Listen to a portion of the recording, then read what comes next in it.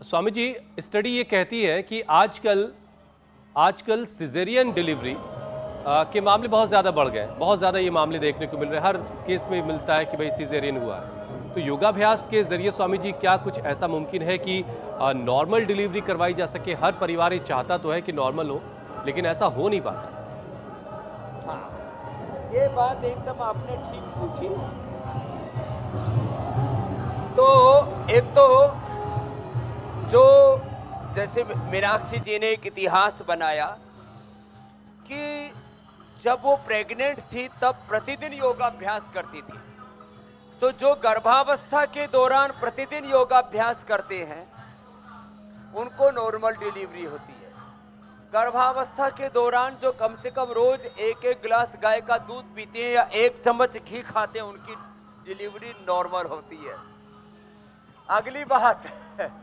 अगली बात यह है कि जो प्रेगनेंसी के दौरान बटरफ्लाई करते हैं, यह बटरफ्लाई बड़ा जबरदस्त है, उनकी डिलीवरी नॉर्मल होती है। अपामार्ग की भी इसमें एक बड़ी भूमिका है। अपामार्ग की जड़ जो है वो नाभि के पास लगा देते हैं। जब प्रसव पीड़ा होती है तो डिलीवरी नॉर्मल हो जाती है। तो ये कुछ उपाय तो हमने पहले भी कई बार बताए। अपामार्ग चिरचिटा की जड़ जो है वो अप्रतिम लाभ करती है इसके अंदर, और एक चम्मच रोज घी खा लिया जाए तो फिर नॉर्मल डिलीवरी हो जाती है।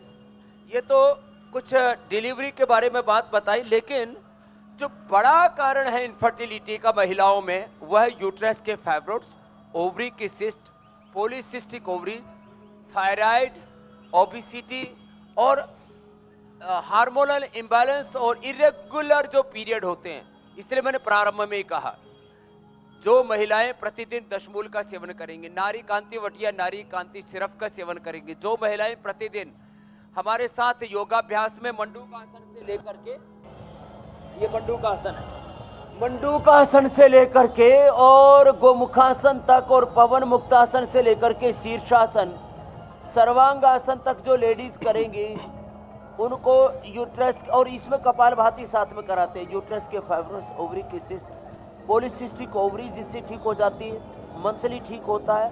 तो दशमूल का सेवन तो पहले एक टॉनिक के तौर पर भी और एक मंथली रेगुलेटर के तौर पर भी लेडीज किया करती थी।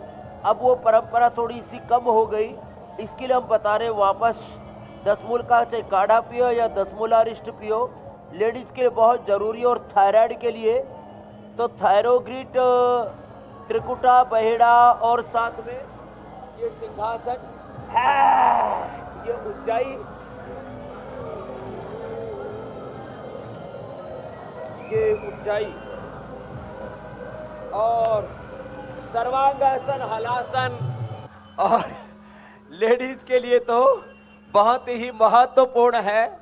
इनफर्टिलिटी के लिए शिवलिंग पुत्र जीवक का चाहे सेवन कर लें या संतति सुधा रेडीमेड ले लें तो लेडीज को फिर इनफर्टिलिटी की प्रॉब्लम नहीं होगी। जो ओवम कम बनता है उसके लिए शतावर, और जो स्पर्म कम बनता है उसके लिए अश्वगंधा, सफेद मूसली और मूसली पाक विशेष लाभ करते हैं। वैसे तो इसमें जो यौवनामृत है या जो यौवन ग्रिट है वो तो अटूट है, इसके लिए अकाट्य औषधि है। और अच्छा स्वामी जी, अब तो हम इनफर्टिलिटी के अलग अलग कारणों और उसके समाधान पर बात कर रहे हैं जी। इंडिया टीवी हर वक्त हर जगह डाउनलोड करने के लिए सर्च करें India TV news Google play store या ऐप स्टोर पर।